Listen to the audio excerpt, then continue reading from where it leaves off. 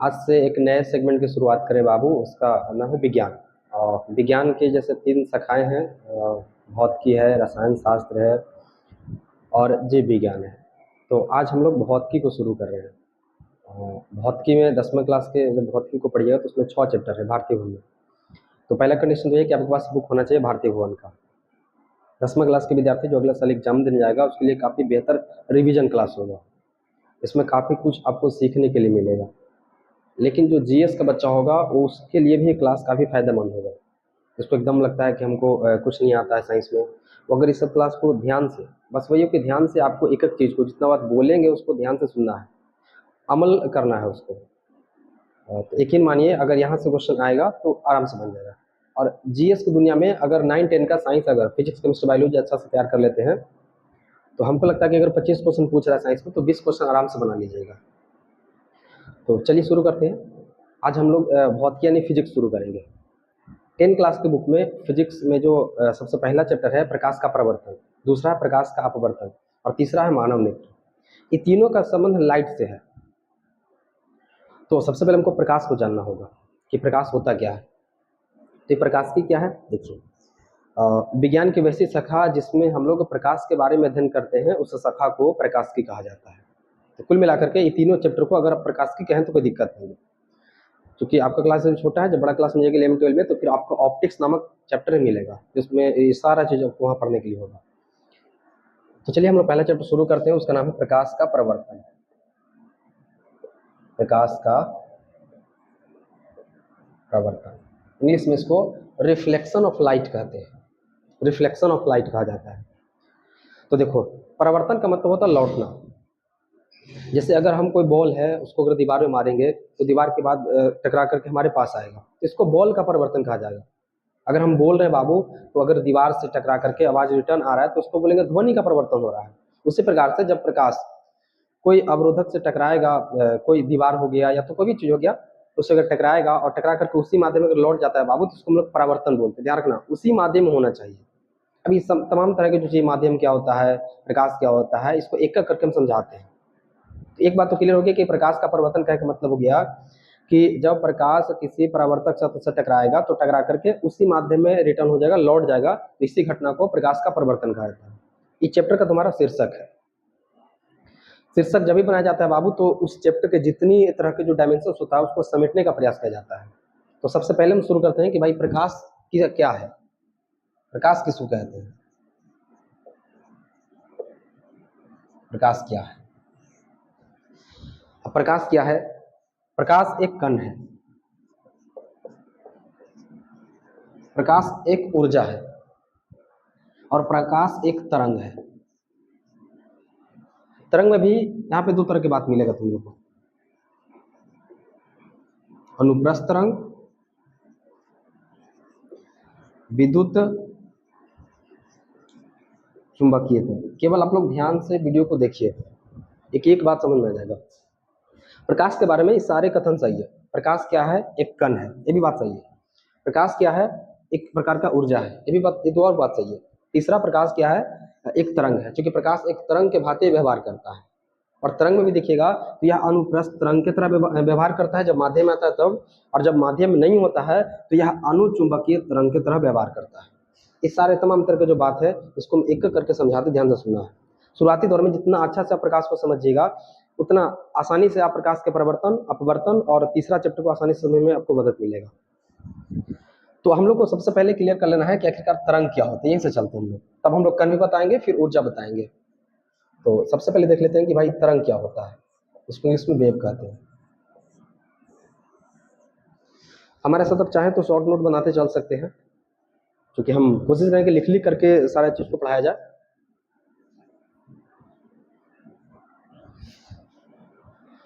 देखिए, तरंग की परिभाषा कहता है कि किसी माध्यम में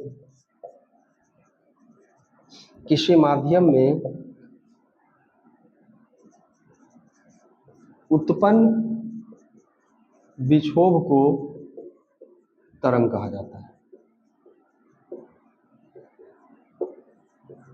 तरंग कहा जाता है किसी माध्यम में उत्पन्न विक्षोभ। विक्षोभ कहने का मतलब यहाँ पे 2 टर्म आपको परेशान कर सकता है। एक माध्यम क्या होता है और दूसरा विक्षोभ क्या होता है। विक्षोभ कहने का मतलब हो गया डिस्टरबेंस, किसी को डिस्टर्ब करना मतलब विक्षोभित करना। शांत जल है, उसमें अगर हम पत्थर मारेंगे तो जो जल होता है, आप देखते होंगे एक विभिन्न प्रकार के आकृति के साथ जो है अशांत हो जाता है, उसी को विक्षोभ कहते हैं। ये जो व्हाइट बोर्ड देख रहे हैं, यहाँ पे अगर हम टक्कर मारेंगे तो उसका जो कण होगा वो कंपित होगा, विक्षोभित कर दे उसको। तो किसी को डिस्टर्ब करना ही क्या कहलाता है, विक्षोभ कहलाता है फिजिकली। अब एक और है कि माध्यम क्या होता है, व्हाट इज माध्यम। क्योंकि ये दोनों टर्म अगर समझ में आ जाएगा तो परिभाषा में कोई दम नहीं है। माध्यम क्या होता है, देखो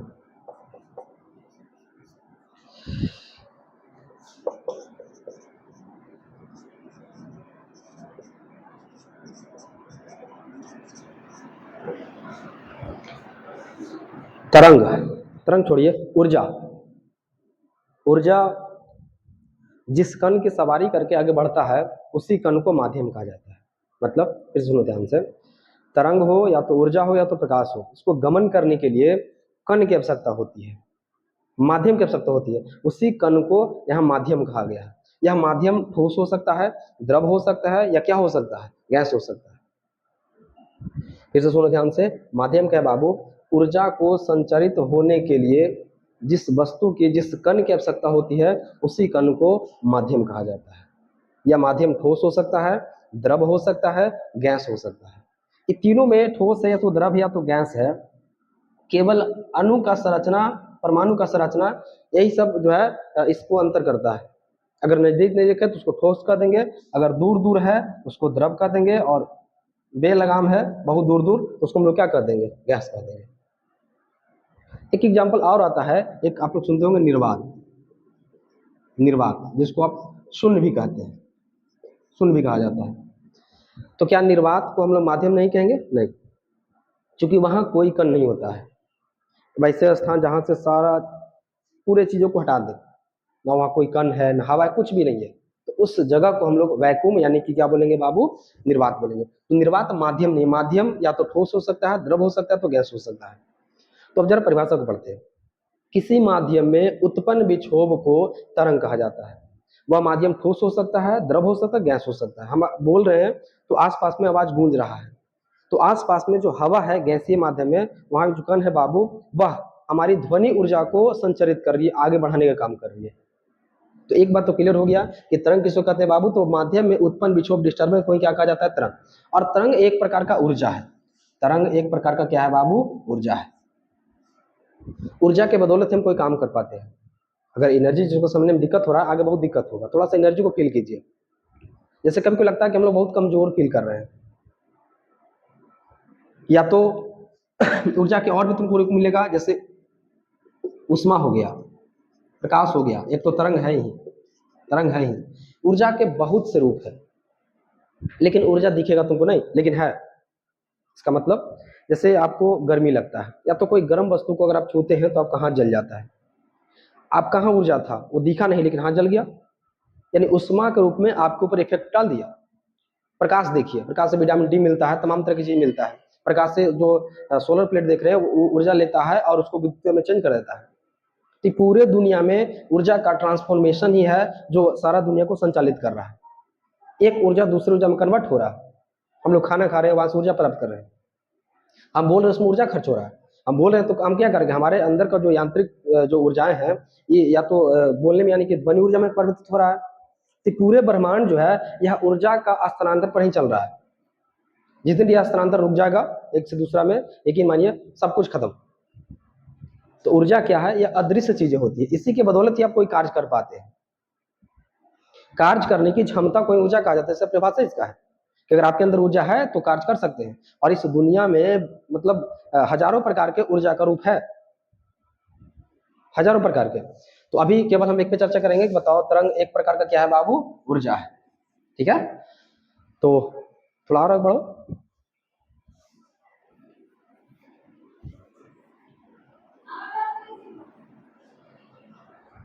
देखिए माध्यम के आधार पर, माध्यम के कण लिखते हैं, माध्यम के कण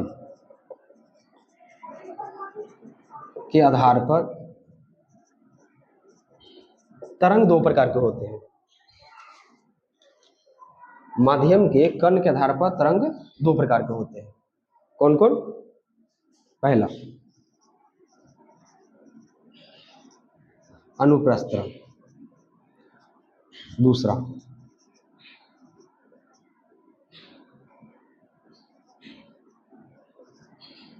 अनुदैर्ध्य तरंग, लॉन्गिट्यूडिनल, और इसको बोलते हैं बाबू ट्रांसवर्स वेव बोलते हैं। अच्छा, अनुप्रस्थ तरंग किसको कहते हैं? देखिए, जब कोई माध्यम के कण बाबू अपने मूल स्थान से ऊपर नीचे गति करता हो और ऊर्जा को आगे बढ़ाता हो, ऊर्जा को संचारित करता हो, तो उस प्रकार के तरंग को अनुप्रस्थ तरंग कहते हैं। फिर से सुनो ध्यान से, जब कोई माध्यम के कण अपने मूल स्थान से ऊपर नीचे गति करते हुए ऊर्जा को संचारित आगे की ओर संचारित करते हो तो उसे अनुप्रस्थ तरंग कहा जाता है। दूसरा हो जाएगा अनुदैर्ध्य। इसमें कोई कण होगा बाबू, वो आगे पीछे अपने मूल स्थान से आगे पीछे, इसको वाइब्रेट कहते हैं, वाइब्रेशन कहते हैं। दोनों वाइब्रेशन ही, वाइब्रेशन दो तरह के, कंपन दो तरह से होगा, या तो कण ऊपर नीचे ऑसिलेट करेगा या तो आगे पीछे करेगा। लेकिन चूंकि फिजिक्स की दुनिया में जब ऊपर नीचे करेगा बाबू तो इसको अनुप्रस्थ तरंग कहते हैं। यहाँ पे जो तरंग उत्पन्न होगा, ऊर्जा आगे बढ़ेगा, उस ऊर्जा का स्पेशल नाम अनुप्रस्थ तरंग होगा। और इस तरह से अगर आगे पीछे होकर के ऊर्जा बढ़ेगा तो उसको हम लोग अनुदैर्ध्य तरंग कहेंगे। और जो प्रकाश है जब निर्वात से हमारे माध्यम में आता है बाबू तो वह इसी तरह से व्यवहार करता है। जब हमारे वायुमंडल में प्रकाश पहुंचता है, या तो आसपास जो प्रकाश देख रहे हैं कि जब एक जगह से दूसरे जगह मूवमेंट कर रहा है, गति कर रहा है, तो उसमें प्रकाश जो है, उसका प्रकाश इस प्रकार से ऊपर नीचे ऐसे जो है ऐसे गति करते हुए आगे बढ़ रहा है। इसका मतलब है कि अगर क्वेश्चन आ जाए कि बताइए प्रकाश किस प्रकार का तरंग है, तो ऑप्शन ए अगर अनुप्रस्थ तरंग रहेगा, बी में अनुदैर्ध्य रहेगा, तो कहीं किसको टिक करना है? अनुप्रस्थ को। कि जब माध्यम प्रकाश चलता है तो वह किस प्रकार से माध्यम के कण को कंपित करता है, तो उसका आंसर क्या हो जाएगा? अनुप्रस्थ, ऊपर नीचे। तो इसका एक एग्जाम्पल ध्यान रखना, प्रकाश, और इसका एक एग्जाम्पल ध्यान रखना, साउंड, इसको आप ध्वनि कहते हैं। जो हम बोल रहे हैं तो ध्वनि संचारित हो रही है, तो वहां पे जो आगे जो कण कंपित हो रहा है, तो इस प्रकार से नहीं, ध्वनि जब आगे चलेगा, सवारी करेगा कण के, तो इस प्रकार से आगे की ओर बढ़ेगा। तो अगर आपसे पूछे कि ध्वनि किस प्रकार का तरंग है, तो उसका आंसर अनुदैर्ध्य तरंग, और ये क्या हो जाएगा बाबू? अनुप्रस्थ। तो ये तो हो गया माध्यम के आधार पर कण कितने प्रकार के होते हैं। माध्यम के कण के आधार पर तरंग दो प्रकार के होते हैं। अब थोड़ा सा और आगे बढ़िए। अब देखो यहां से हम कुछ बात क्लियर किए हैं, आगे इसको रिलेट करेंगे, इसलिए ध्यान सुनना है।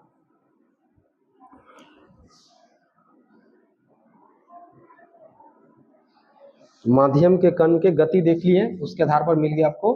दूसरा समझेंगे कि माध्यम के आधार पर, माध्यम के आधार पर भी तरंग दो प्रकार के होते हैं।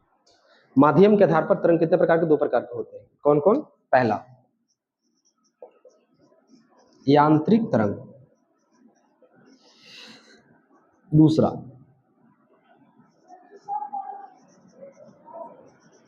विद्युत चुंबकीय तरंग। यांत्रिक को कहीं कहीं द्रव्य तरंग मिलेगा, तो कंफ्यूज नहीं होना है।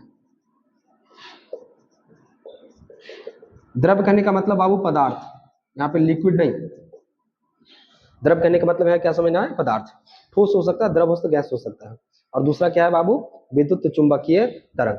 देखो यांत्रिक तरंग किसको कहते हैं? वैसा तरंग जिसको संचरित होने के लिए, यानी कि चलने के लिए माध्यम की आवश्यकता पड़ता हो, माध्यम की आवश्यकता पड़ती हो, तो उस प्रकार के तरंग को यांत्रिक तरंग, मैकेनिकल वेव कहते हैं।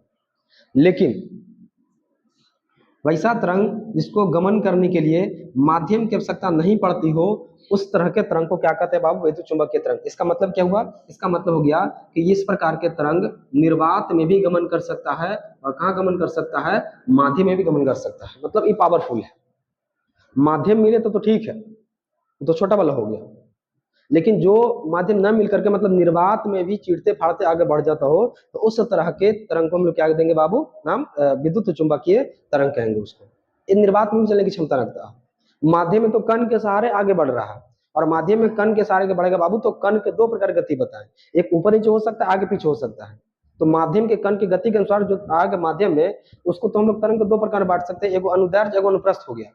लेकिन निर्वात में भी कुछ तरंग ऐसे होते हैं जो निर्वात में भी चल सकते हैं, वहां कण नहीं है, तो उस तरह के तरंग को हम लोग क्या कहा जाएगा? विद्युत चुंबकीय तरंग। और सारा खेल यही शुरू होगा। तो विद्युत चुम्बकीय तरंग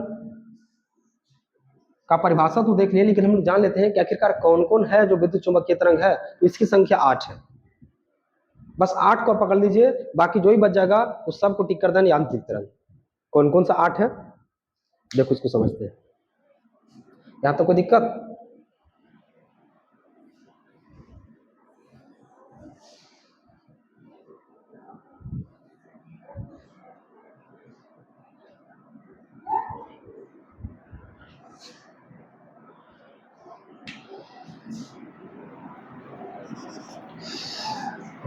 विद्युत चुंबकीय तरंग, इलेक्ट्रोमैग्नेटिक वेव कहते हैं इसको। इसके संख्या कितना है बाबू? 8 बताया गया। समझिए, सबसे पहला है गामा तरंग, उसके बाद आपको मिलेगा एक्स तरंग। तरंग लिखना ठीक नहीं होगा, किरण लिखना ठीक होगा। दूसरा हो जाएगा एक्स किरण। तीसरा हो जाएगा पराबैंगनी। चौथा हो जाएगा दृश्य। पांचवा हो जाएगा अवरक्त। देखो यही 8 है, ध्यान सुनना। सबसे पहले मिलेगा तुमको, इसको गामा सिंबल है गामा का, बाई जैसा होता है। गामा किरण, एक्स किरण, पराबैंगनी किरण, दृश्य किरण होगा, अवरक्त होगा, उष्मा विकिरण, सूक्ष्म होगा, लास्ट में क्या होगा? रेडियो। कभी कभी इसका इंग्लिश वर्जन पूछ देता, ध्यान रखना। ये तो गामा ठीक है, ये एक्सरे भी ठीक है। पराबैंगनी, इसको अल्ट्रा वायलेट रे बोलते हैं। अल्ट्रा वायलेट जो सूरज की रोशनी इसके साथ आती है वही अल्ट्रा वायलेट है, जो हमारे अगर त्वचा पड़ जाए बाबू तो त्वचा कैंसर कर सकते हैं। ओजोन लेयर इसी को रोकता है, पराबैंगनी किरण को है। दृश्य विजुअल, इसको इंग्लिश में विजुअल रे कहते हैं। अवरक्त इंफ्रारेड, उष्मा विकिरण जिसको हीट रेडिएशन कहते हैं, और ये हो गया माइक्रोवेव, और इसको कहते हैं बाबू रेडियो वेव कहते हैं इसको। सूक्ष्म तरंग लिख देते हैं, तरंग लिख देते हैं। देखिए सूर्य से जब वहां से किरणें चलती है तो उसमें सूर्य के प्रकाश में बहुत प्रकार के विद्युत चुम्बकीय तरंग भी साथ साथ चलती है। सबसे पहले देख लेते हैं कि एक्स किरण, इसकी खासियत क्या है बाबू कि इसकी आवृत्ति सबसे अधिक होती है। इसकी आवृत्ति सबसे, हम लाइन से लिखे, सबसे अधिक आवृत्ति इसका मिलेगा, इससे कम इसका, और सबसे जो कम मिलेगा बाबू वो किसका मिलेगा? रेडियो। तो अगर ऐसा ऑब्जेक्टिव आ जाएगा बताओ निम्नलिखित में से सबसे कम आवृत्ति किसका होता है, तो इसका आंसर किसको बताना है? रेडियो तरंग को बताना है, रेडियो तरंग को बताना है, गामा किरण। उसके बाद फिर एक और ध्यान रखना इसमें, किसका तरंग दैर्ध्य, इसका तरंग दैर्ध्य सबसे कम होता है। जिसका आवृत्ति सबसे ज्यादा होता है उसका तरंग दैर्ध्य सबसे कम होता है। तो बताओ, यहां भी लिख देते हैं,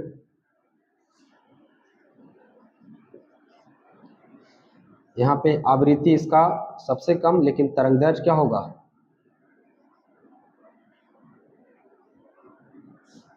सबसे, ठीक है, ठीक। अब देखो, जिसका आवृत्ति ज्यादा होता है बाबू उसमें भेदने की क्षमता, मतलब किसी वस्तु में पार करने की क्षमता सबसे अधिक होती है। तो अगर ऐसा क्वेश्चन आ जाए कि बताओ इस सब में से, विद्युत चुम्बकीय तरंग में से सबसे अधिक भेदन क्षमता किसकी अधिक होती है, तो ध्यान रखना भेदन क्षमता के हिसाब से सबसे अधिक किसका मिलेगा तुमको? गामा का। उसके बाद तुमको मिलेगा एक्स किरण का, पराबैंगनी का, दृश्य का, उसके बाद फिर लास्ट किसको मिलेगा? फिर अवरक्त को मिलेगा।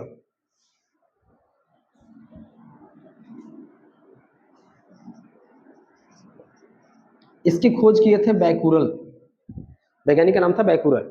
और आप जानते हैं कि एक्स किरण की खोज करता है बाबू रोन्डजो, रोन्डजो। पराबैंगनी को खोज किए थे रिटर, और जो दृश्य है बाबू इसकी खोज की है न्यूटन, न्यूटन। और एक और ध्यान रखना, हर्शले को, बस तुम ऊपर से 3-4 को ही तुम लोग ध्यान रखना जो इंपॉर्टेंट है, जो पूछ सकते हैं एग्जाम में, जीएस आधारित एग्जाम में सब चीज पूछ दिया जाता है। 10 क्लास में बच्चा बस ये ध्यान रखना कि दृश्य किरण की खोज कौन किए थे? न्यूटन किए थे। हम लोग आगे जितना आगे जो स्टडी करेंगे बाबू दृश्य किरण के बारे में स्टडी करेंगे। तो गामा किरण बैकुरल साहब खोज किए थे। अच्छा, एक्स किरण के बारे में थोड़ा जान लो कि जो हम लोग जब हाथ पैर टूट जाता है तो एक्सरा करवाने जाते हैं, तो उसमें यही किरण का प्रयोग किया जाता है। कृत्रिम रूप से हम लोग को क्या कहते हैं, एक प्लेट के सामने खड़ा किया जाता है और यहाँ से एक विशेष प्रकार का लाइट हमारे शरीर से गुजार जाता है। एक्चुअली वो लाइट का जो किरण होता है वही एक्सरे होता है, जो पूरे हमारे कंकाल को छाप देता है। याद रखना, जब जापान में 2 बार बम गिरा था हिरोशिमा नागासाकी पर, तो वहां पे लगभग 200 से 250 रोंडजोन की किरण रेडिएशन बाहर निकला था, वो काफी क्षतिग्रस्त हुआ था। हम लोग यहाँ जो है 2, 4, 5, 10 रोंडजोन का जो एक शरीर जब हमारे शरीर पे डालता है तो पूरा शरीर का स्ट्रक्चर तैयार कर जाता है।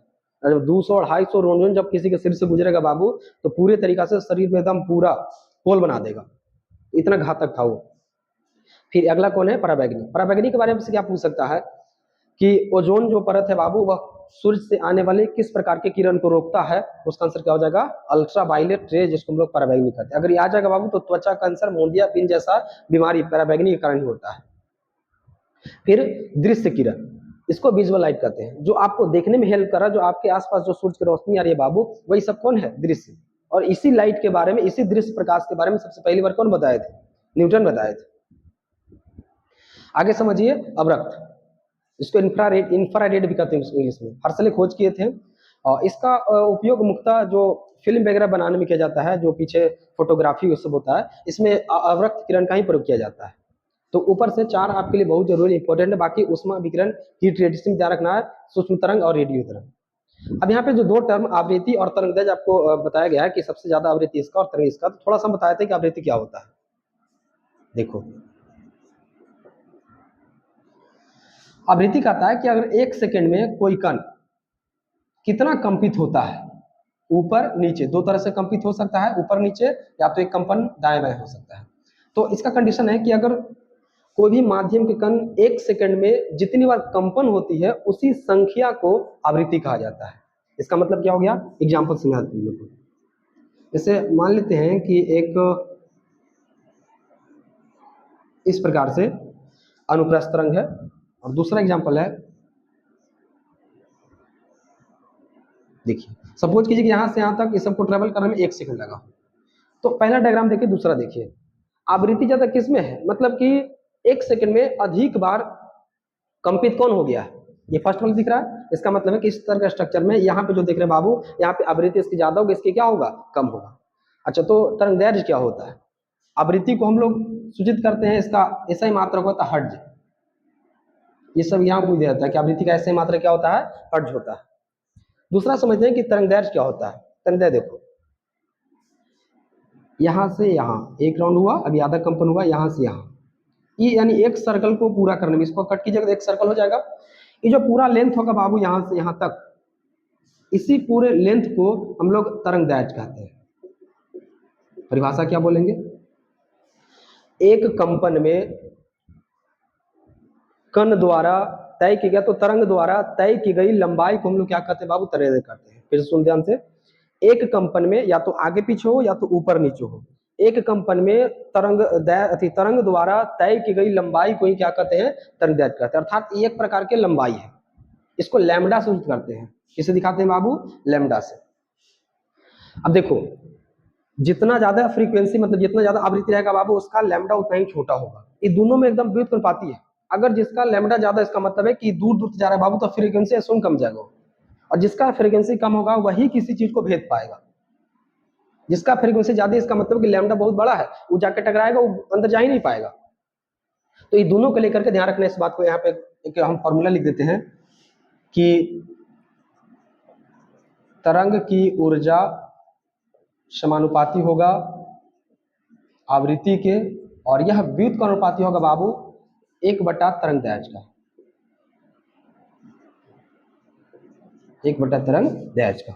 इसका मतलब हो गया कि इस तरंग में सबसे अधिक ऊर्जा होगी कि इस तरंग में सबसे अधिक ऊर्जा होगी। अगर यहाँ से देखिएगा कि जिसका ज्यादा आवृत्ति, उसका तरंग की ऊर्जा भी अब ज्यादा होगा।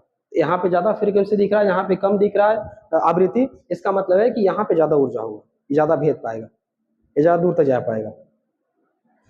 तो ये फॉर्मूला ध्यान रखना, कभी कभी यहाँ से क्वेश्चन आ जाते हैं कि यदि किसी तरंग की आवृत्ति ज्यादा हो तो उसमें ऊर्जा की मात्रा होगा, तो उसमें ऊर्जा की मात्रा सबसे क्या होगा, अधिक होगा।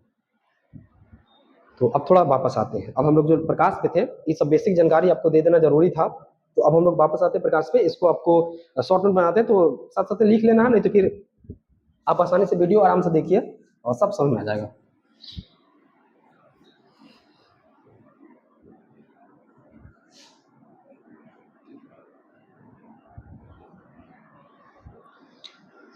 देखो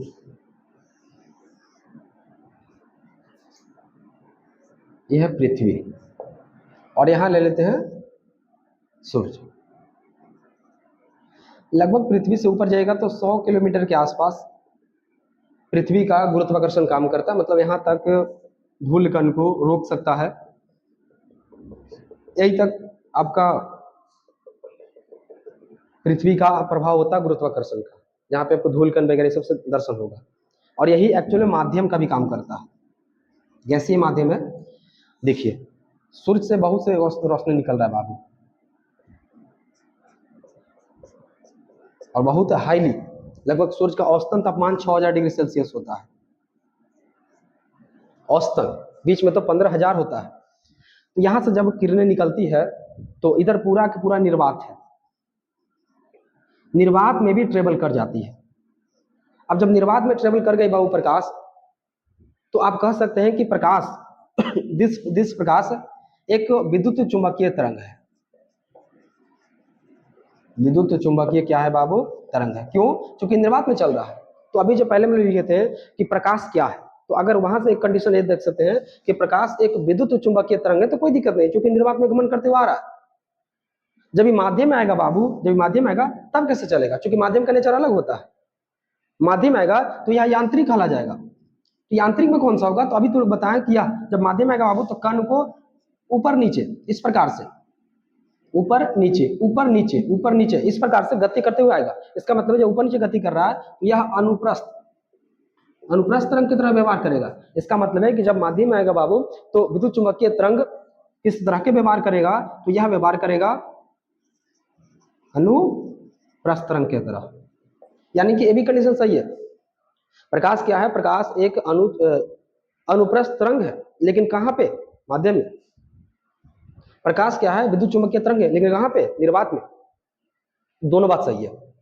प्रकाश एक ऊर्जा है, सही है। क्यों? क्योंकि प्रकाश एक तरंग है और तरंग एक ऊर्जा है। तो यहां से आप आसानी से इसका आंसर दे सकते हैं। तो हमको लगता है कि प्रकाश एक तरंग है, ये बात सही है। तरंग में दोनों तरह के तरंग आप कह सकते हैं, लेकिन हाँ नॉलेज होना चाहिए कि हाँ कहाँ पे तरंग की बात चल रही है। अगर निर्वात में चल रही है तो प्रकाश का जो नेचर होगा विद्युत चुंबकीय तरंग की तरह होगा, लेकिन अगर निर्वात में, अगर माध्यम आ जाएगा बाबू, तो वह किसकी तरह व्यवहार करेगा? अनुप्रस्थ तरंग की तरह। अब आपको समझाते हैं कि कण है, ये बात को जानकारी कैसे मिला हमको। वहां से भी एक ऑब्जेक्टिव आ सकता है। तो प्रकाश एक क्या है? कण है। देखिए एक व्यक्ति हुए जिनका नाम था मैक्स प्लांक ने एक थ्योरी दिया जिनका नाम था क्वांटम सिद्धांत, क्वांटम थ्योरी। थ्योरी के हिंदी में सिद्धांत कहते हैं। इसमें प्रकाश को तरंग के रूप में स्वीकार किया गया और इसमें प्रकाश को कण के रूप में भी स्वीकार किया गया। तरंग के बारे में तो क्लियर कर देंगे भाई, तरंग तो है ठीक से, लेकिन कण के बारे में जब इससे क्वेश्चन पूछा गया कि आप अपने थ्योरी में जब आप कण कर रहे हैं तो कैसे कर रहे हैं, तो इनका क्या नाम था कि देखिए प्रकाश वहां से जब चलता है तो प्रकाश छोटे छोटे इस प्रकार से ऊर्जा का बंडल के रूप में चलता है, और इस ऊर्जा के बंडल को फोटोन नाम दिए। क्या नाम दिया बाबू? फोटोन नाम दिए। कुछ तो नाम देना पड़ेगा ना, अगर आप थ्योरी दे रहे हैं और उसमें प्रकाश एक पहले तो तरंग चल रहा है और तरंग ऊर्जा है जो दिखता नहीं है, तो जब दिखता नहीं है और अगर आप कहते हैं कि प्रकाश एक कण है, मतलब आपको बताना पड़ेगा कि उसमें कितना द्रव्यमान है, कितना क्या चीज बताना पड़ेगा वहां पे, क्योंकि कण का नेचर थोड़ा अलग होता है। तो ये कहें कि देखिए प्रकाश जो है वह एक कण की तरह व्यवहार करता है, और वो कण क्या है? वो कण है फोटोन। फोटोन क्या है? तो ऊर्जा का एक पैकेट है। तो बोला गया कि इसमें कितना द्रव्यमान है? बोले इसमें द्रव्यमान तो नहीं है, द्रव्यमान विहीन है, द्रव्यमान विहीन है, इसमें द्रव्यमान नहीं है। लेकिन द्रव्यमान ना होते हुए उसमें इतना एनर्जी है, फोटोन में इतना पावर है कि वह कण की तरह एक दूसरे को अट्रैक्ट कर रहा है, आनयन क्रिया करता है, जिस आधार पर आप कह सकते हैं कि क्वांटम सिद्धांत के अनुसार कि प्रकाश से क्या है? कण है। तो आपको केवल दोनों चीजों को मान लेना है। हम लोग वैज्ञानिक नहीं है और हम लोग की क्षमता भी नहीं है कि वैज्ञानिक की बातों को काटे या तो छाटे। हम लोग को एग्जाम पास करना है, तो हम लोग को यही बात समझना है कि क्वांटम सिद्धांत में प्रकाश के दोहरी नेचर को स्वीकार किया गया है, डबल नेचर। डबल नेचर का मतलब क्या हो गया बाबू कि प्रकाश तरंग तरह व्यवहार करता है और प्रकाश कण के तरह भी व्यवहार करता है। ये सिद्धांत कौन दिए हैं? Max Planck. कण की तरह व्यवहार करता है, इस कण का नाम क्या दिया गया बाबू? फोटोन, जो एक ऊर्जा का बंडल है। और कण तरंग की तरह व्यवहार करता है, ये बात बता दिया गया है। यहाँ से प्रूफ हो जाएगा कि तरंग की तरह जो व्यवहार करता है, तरंग एक ऊर्जा है और दोनों तरह के तरंग बता दिए। तो ये था बेसिक जानकारी जो आपको प्रकाश के बारे में पता होना चाहिए। अब प्रकाश को लेकर के एक सिंपल सा क्या परिभाषा दे सकते हैं, हम बोलते हैं, ध्यान सुनना। प्रकाश क्या है? प्रकाश वह भौतिक राशि है, प्रकाश वह भौतिक राशि है जो हमें किसी वस्तु को देखने में सहायता प्रदान करती है। यह एक ऊर्जा का स्वरूप है, इसकी प्रकृति दोहरी होती है, यह कण तथा तरंग दोनों तरह व्यवहार करता है। अगर इतना लिखने में सक्षम हो तो लिख सकते हैं, नहीं तो फिर अगर शॉर्टकट परिभाषा लिखना है तो सीधा बता सकते हैं कि प्रकाश क्या है? प्रकाश वह भौतिक राशि है जो हमें किसी वस्तु को देखने में सहायता प्रदान करती है। लेकिन हमें तो लगता है कि अगर आप इतना समझोगे तो थोड़ा सा परिभाषा को थोड़ा डिटेल कीजिएगा तो ज्यादा बेहतर होगा। ठीक है, तो चलिए आगे बढ़ जाते हैं। फिर से परिभाषा बोल दे क्या? चलो एक बार बोलते हैं, सुनो ध्यान से। प्रकाश क्या है? प्रकाश एक भौतिक राशि है जो हमें देखने में सहायता प्रदान करती है। यह एक ऊर्जा का स्वरूप है, फुल स्टॉप। प्रकाश की दोहरी प्रकृति होती है, यह कण तथा तरंग दोनों तरह व्यवहार करता है। काम खत्म, आगे बढ़िए। अब देखो प्रकाश के परिवर्तन में हम लोग एंट्री कर गए। प्रकाश के परिवर्तन कुछ टर्म है, उसको ध्यान सुनना। पहला टर्म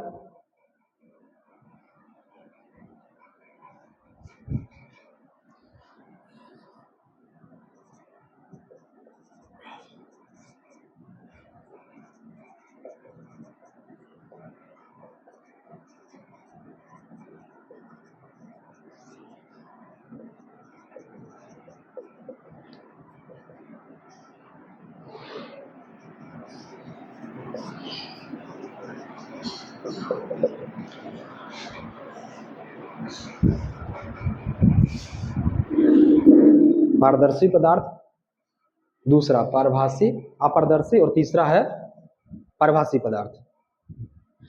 पारदर्शी पदार्थ किसे कहते हैं? देखिए, वैसा पदार्थ जिसको प्रकाश आसानी से आर पार कर जाए, उस तरह के पदार्थ को क्या कहते हैं? पारदर्शी। ध्यान रखना, यहाँ पे पारदर्शी में हम लोग को प्रकाश को केंद्र में रख के सोचना है कि वैसा पदार्थ जिससे प्रकाश आसानी से आर पार कर जाता हो, उसको हम लोग क्या बोलते हैं? पारदर्शी पदार्थ कहते हैं। दूसरा अपारदर्शी पदार्थ, वैसा पदार्थ जिससे होकर के प्रकाश पार न करे, उसी को क्या कहते हैं? अपारदर्शी पदार्थ कहते हैं। तीसरा पारभासी, जिससे प्रकाश अल्प मात्रा में तो सूक्ष्म मात्रा में आर पार कर जाता हो, उसी को क्या कहा जाता है? पारभासी। इसका एग्जाम्पल आपसे क्वेश्चन बनता है, एग्जाम्पल से ऑब्जेक्टिव में जो एग्जाम्पल होता है वहां से क्वेश्चन बना देता है। जैसे अगर पारदर्शी की बात कीजिएगा तो सिंपल सा जल हो जाएगा, हवा हो जाएगा, और भी ले लेते हैं, लेंस हो जाएगा, और भी जहां पे तुमको दिख रहा है जहां पे प्रकाश आसानी से आर पार कर जाता हो, वो सब एग्जाम्पल में डाल देना है। अपारदर्शी में जैसे ईंट हो गया, पत्थर, ये सब अपारदर्शी पदार्थ हो जाएंगे। और जो तीसरा है पारभासी, भासी कहने का मतलब हो गया जैसे तेल, घिसा, कागज।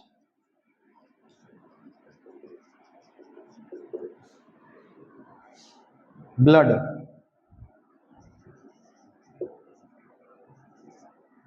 दूध,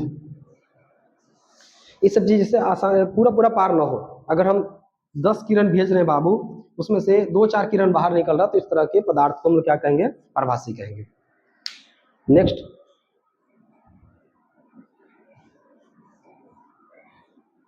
भारतीय भवन की बुक से इसका एग्जाम्पल जरूर देख लेना है। नेक्स्ट है किरण क्या होता है? इसको रे कहते हैं। देखो किरण किसको कहते हैं? प्रकाश जिस सरल पथ पर चलती है उसी पथ को किरण कहा जाता है। सिंपल, प्रकाश जिस सरल पथ पर, जिस पथ पर गमन करते हैं बाबू, उसी को क्या कहा जाता है? उस पथ को क्या हम लोग कहते हैं? किरण कहते हैं। उस रास्ता को किरण कहते हैं। और प्रकाश जब भी चलेगा तो सरल रेखा में चलेगा, कभी वक्र रेखा में नहीं चलेगा। तो दूसरा टर्म आता है कि किरण पुंज क्या होता है। देखो किरण पुंज क्या होता है। किरणों के समूह को क्या कहा जाएगा? किरण पुंज। जिस सरल रेखा में अगर सामूहिक रूप से प्रकाश की किरण चल रही हो तो उसी समूह को क्या कहा जाता है? किरण पुंज कहा जाता है। अभी किरण पुंज 3 प्रकार का तुमको मिलेगा। पहला अपसारी किरण पुंज, दूसरा अभिसारी किरण पुंज, और तीसरा समांतर किरण पुंज। अपसारी, आपका मतलब वहां से बाहर निकलना। एक पॉइंट से अगर प्रकाश की किरण निकलकर फैलती चली जाती हो तो इस प्रकार के किरण पुंज को अपसारी किरण पुंज कहते हैं। लेकिन अभिसारी कर देगा तो एक जगह आकर के बाबू विभिन्न एंगल से यहाँ पे आकर के प्रकाश मिलेगा। जैसे इंस्ट्रूमेंट बॉक्स में लेंस होता है कि नहीं होता है, तो सूर्य की रोशनी को क्या करता है कि वहाँ पे एक जगह कॉन्टेक्ट करता है, एक जगह अभिसारित करता है, और इस सारा ऊर्जा को एक जगह कर देने से यहाँ पे खूब उष्मा उत्पन्न हो जाता है और कभी कागज जल भी जाता है। तो ये जो देख रहे बाबू, ये अभिसारी हो जाएगा। जब एक बिंदु पर प्रकाश की किरणें आकर के मिलती हो तो उसी को क्या कहा जाता है? अभिसारी। और तीसरा हो जाएगा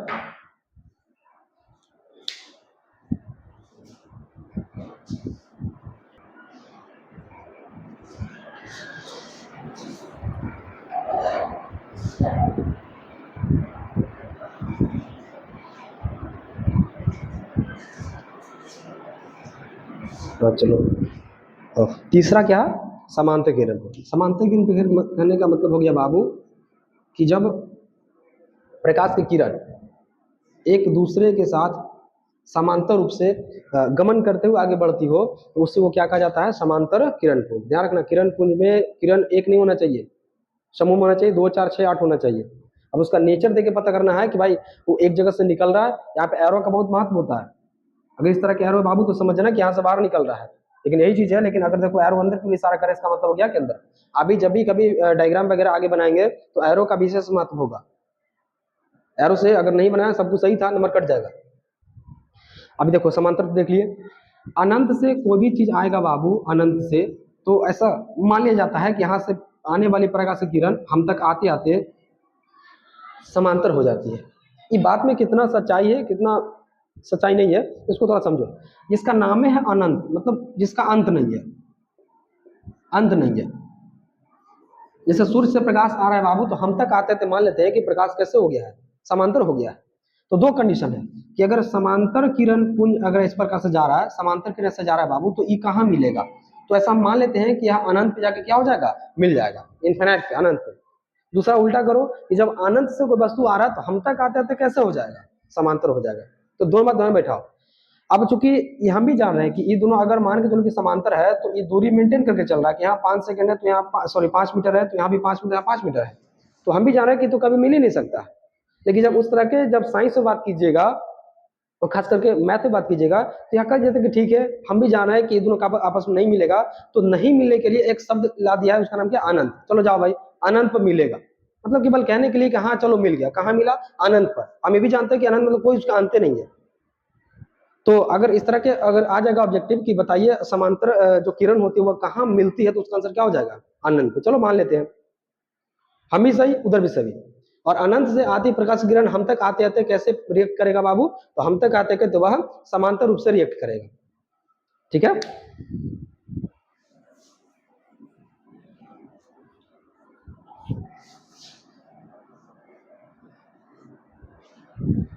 अब आगे बढ़िए।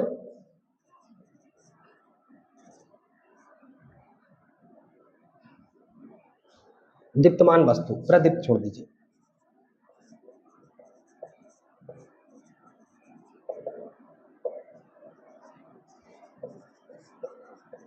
अदीप्तमान वस्तु, दीप्तमान अदीप्तमान।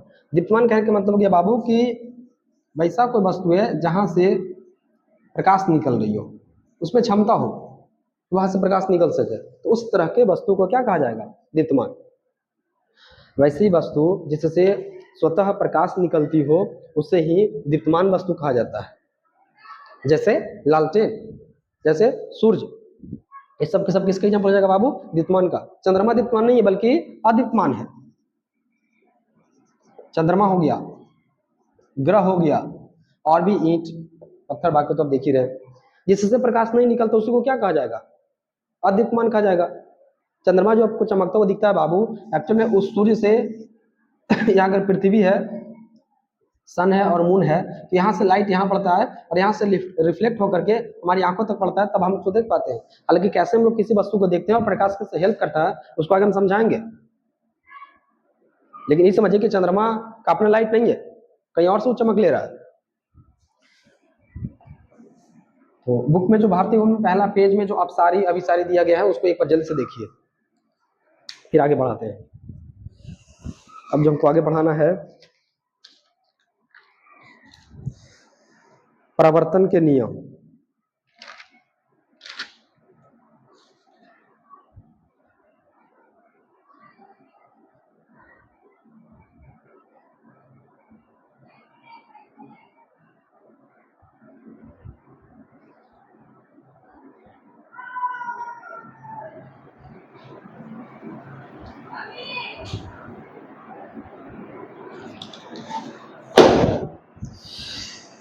चलिए,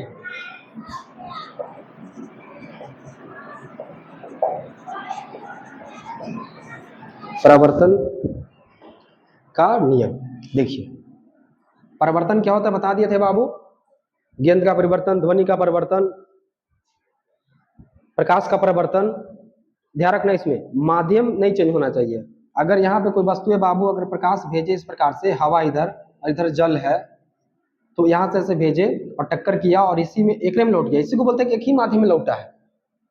जब प्रकाश किसी अपारदर्शी सतह से टकरा करके उसी माध्यम में वापस लौट जाती हो तो इसे ही प्रकाश का परिवर्तन कहा जाता है। प्रकाश की इसी घटना को प्रकाश का परिवर्तन कहते हैं। अगर पार कर गया, ये कोई लेंस रहा चाहे कुछ और रहा, तो अगर पार कर गया बाबू और इधर हवा था इधर जल था, तो अगर हवा ही जल है इसको हम लोग परिवर्तन नहीं बोलेंगे बल्कि इसको अपवर्तन बोलेंगे, जो हम लोग अगला चैप्टर में पढ़ेंगे। तो इस चैप्टर में जितना बात होगा बाबू वो टक्कर होगा, टक्कर होने के बाद एक ही माध्यम में लौट के आएगा, तो ध्यान रखना इस बात को। चलिए, परावर्तन के नियम क्या कहता है बता देते हैं। जब प्रकाश, पहले परिभाषा सुन लो ध्यान से। जब प्रकाश किसी अपारदर्शी पदार्थ से टकराती हो और टकरा करके पुनः उसी माध्यम में लौट जाती हो तो वह कुछ नियम का पालन करते हुए लौटती है, उसे ही प्रकाश का परावर्तन का नियम कहा जाता है। परावर्तन का नियम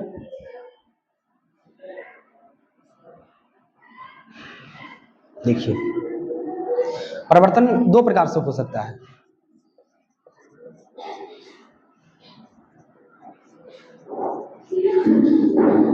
नियमित परावर्तन और अनियमित परावर्तन।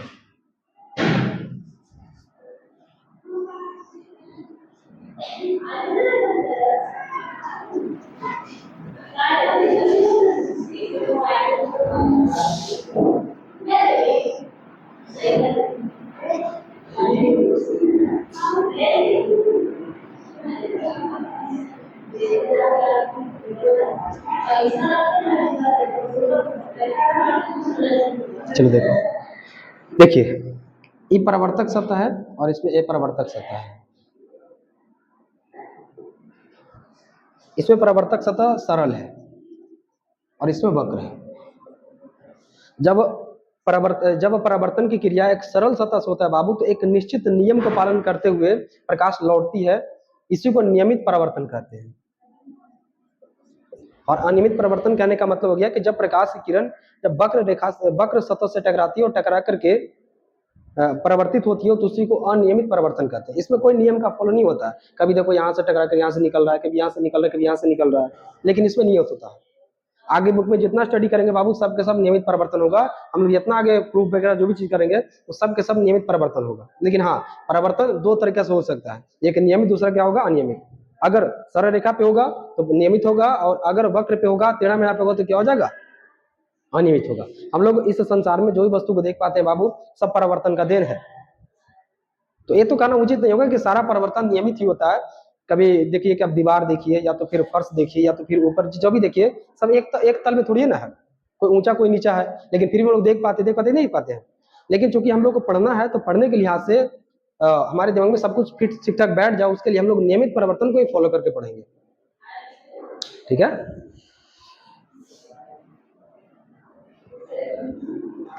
अब परिवर्तन को समझना है तो इसके लिए कुछ टर्म है, उसको समझिए पहले।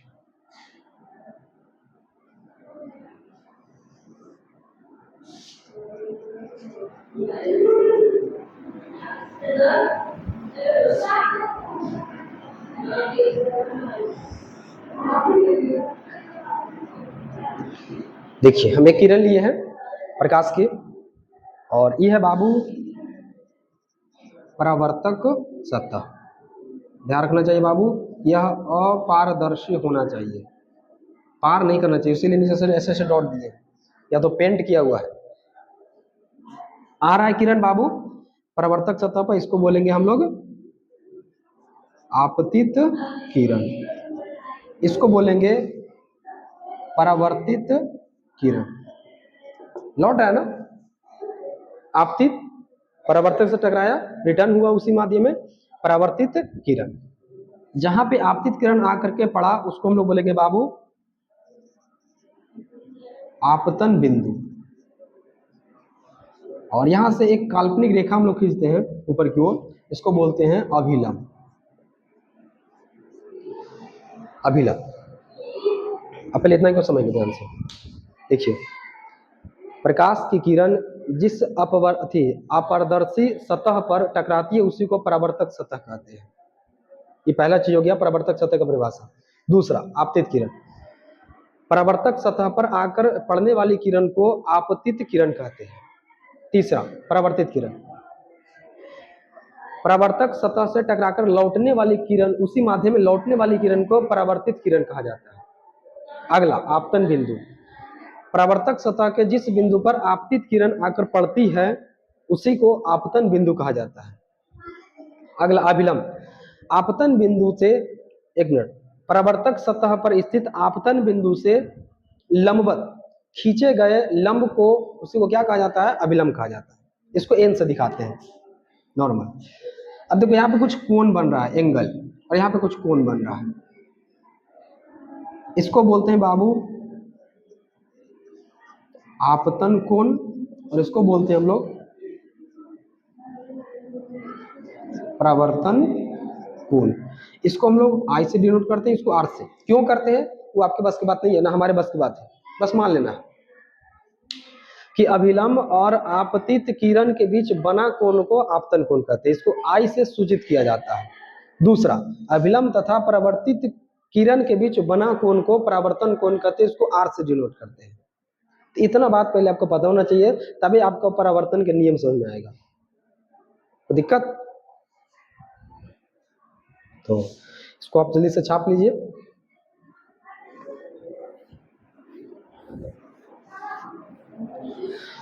देखो प्रकाश के परावर्तन के नियम, प्रकाश के परावर्तन के दो नियम होते हैं। पहला, आपतित किरण परावर्तित किरण तथा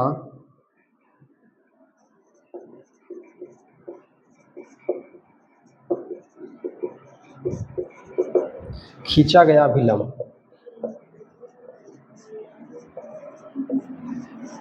तीनों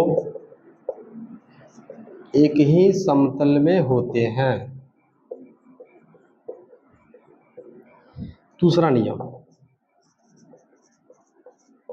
आपतन कोण बराबर परावर्तन कोण, एंगल आई बराबर एंगल आर।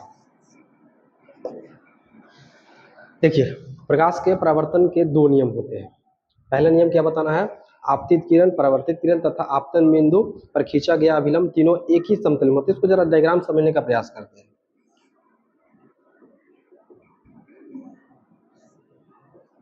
केवल हम बोले, ध्यान सुनना। देखो आपतित किरण परावर्तित किरण, यहाँ आपतन बिंदु पर ऊपर की ओर एक काल्पनिक अभिलंब खींचे थे। तुमको नहीं लगता है कि तीनों एक ही तल पर है?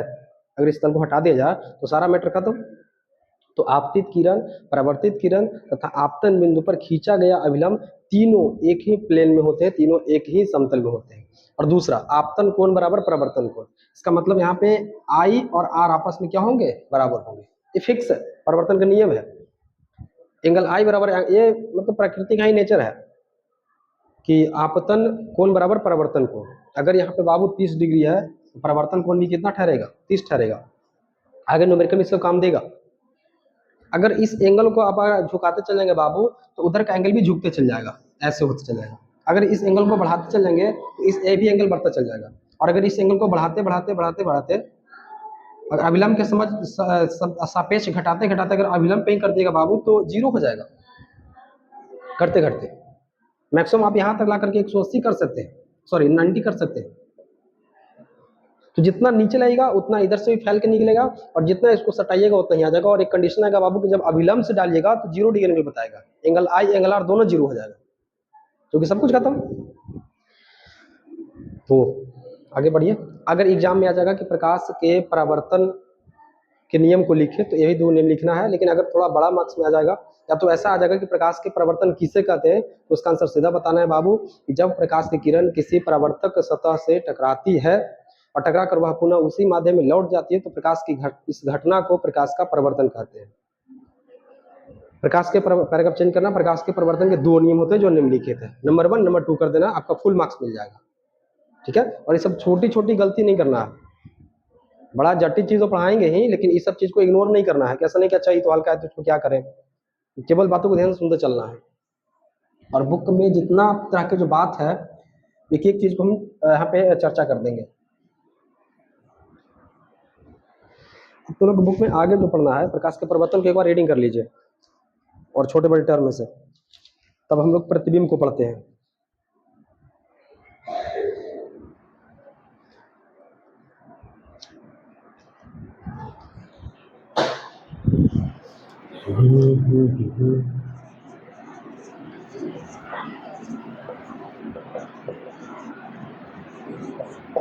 वीडियो रोक करके और पढ़ना है। देखो आगे है प्रतिबिंब क्या होता है, इमेज। प्रतिबिंब बनने के लिए पहला कंडीशन है बाबू कि किरण होना चाहिए परावर्तित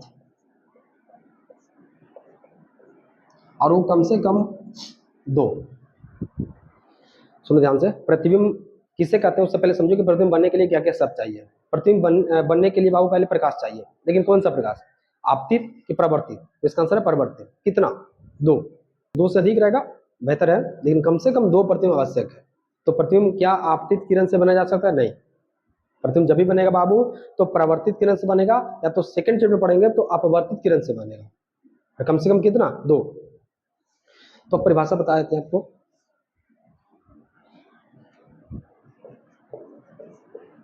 परिभाषा कहता है कि किसी बिंदु स्रोत से आती हुई प्रकाश की किरणें दर्पण से परावर्तन के बाद जिस बिंदु पर मिलती हो या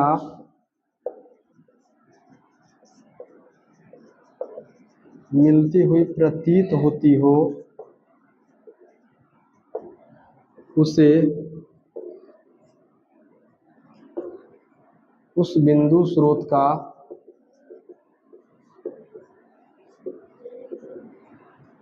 प्रतिबिंब कहा जाता है। अब सुनो ध्यान से, क्या कह दिया से, जैसे देखो परिभाषा कर रहा है कि किसी बिंदु स्रोत से आती हुई प्रकाश की किरणें। सपोज कीजिए कि यहाँ पे कोई बिंदु स्रोत था, ये कोई बिंदु स्रोत है और यहाँ से हजारों लाखों किरण बाहर निकल गई है। तो किसी बिंदु स्रोत से आती हुई प्रकाश की किरणें दर्पण से अपवर्तन, एक यहाँ पे दर्पण ले लेते हैं, आपको एक एग्जाम्पल समझाते हैं फिलहाल। अब समझिएगा एक दर्पण, इसका अवतल नाम है। दर्पण से परावर्तन के बाद जिस बिंदु पर मिलती हो या मिलती हुई प्रतीत होती। देखो दर्पण से परावर्तन कहने का मतलब हो गया कि अब परावर्तित किरण की बात हो गया। दर्पण से परावर्तन के बाद जो किरण है वो एक दूसरे के साथ जहां पे मिलेगा, जहां पे कट करेगा या मिलती हुई प्रतीत होगा, उस पॉइंट को हम लोग क्या कहेंगे, प्रतिबिंब कहेंगे। मतलब जैसे देखो यहाँ से एक किरण ऐसे निकल रहा है और टक्कर मारा, यहाँ से ऐसे निकल गया। दूसरा ले लेते हैं, एक प्रकार से किरण यहाँ से इस प्रकार से ऐसे गया, यहाँ से टक्कर लगाया और यहाँ से इस प्रकार से ऐसे आया। अब देखो आ रहा है उससे मतलब नहीं है, दर्पण से परावर्तित कौन कौन हो रहा है, ये हो रहा है और ये हो रहा है। ये दोनों कहाँ मिला, यहाँ पे मिला है। आपका जो फोटो का निर्माण होगा वो इस पोजीशन पे होगा, यहाँ पे बनेगा, इस पे रखा हुआ रहता है, इसी को हम लोग वेन प्लेन मान लेते हैं। और ये जो देख रहे हैं यही आपका इमेज है, यही आपका फोटो है। तो परिभाषा फिर से पढ़ते हैं, किसी बिंदु स्रोत से, यही बिंदु स्रोत ले लेते हैं, किसी बिंदु स्रोत से आती हुई प्रकाश की किरण दर्पण से परावर्तन के बाद, यहाँ परिवर्तन चूंकि एक ही माध्यम में लौट गया, परिवर्तन के बाद जिस बिंदु पर मिलती हो या मिलती हुई प्रतीत होती हो, प्रतीत कहने का मतलब है कभी आभासी रूप से मिलेगा, मिलती हुई प्रतीत होती हो तो उसे यानी उसे इस बिंदु स्रोत का प्रतिबिंब कहा जाएगा। अब यहाँ पे देखो दो तरह के प्रतिबिंब होते हैं, एक होता है वास्तविक, दूसरा काल्पनिक, जिसको आभासी भी कहते हैं। देखिए वास्तविक में यहाँ पे देखो खाली, यहाँ पे खाली चेंज कर देना है, जिस बिंदु पर मिलती हो, बस परिभाषा हम पूरा बताते हैं। वास्तविक प्रतिबिंब किससे कहते हैं, किसी बिंदु स्रोत से आती हुई प्रकाश की किरणें दर्पण से परावर्तन के बाद जिस बिंदु पर मिलती हो उसे उस बिंदु स्रोत का वास्तविक प्रतिबिंब कहते हैं। बस यहाँ पे मिलती हुई प्रतीत नहीं करना है, मिलती हुई प्रतीत इसमें आ जाएगा। इसका परिभाषा क्या हो जाएगा, किसी बिंदु स्रोत से आती हुई प्रकाश की किरण दर्पण से परावर्तन के बाद जिस बिंदु पर मिलती हुई, यहाँ पे हट जाएगा, जिस बिंदु पर मिलती हुई प्रतीत होती हो उस बिंदु को उसे उस बिंदु स्रोत का काल्पनिक प्रतिबिंब कहा जाता है। वास्तविक प्रतिबिंब जो देख रहे हैं बाबू, यह हमेशा उल्टा होगा, इसको अच्छा से याद कर लो।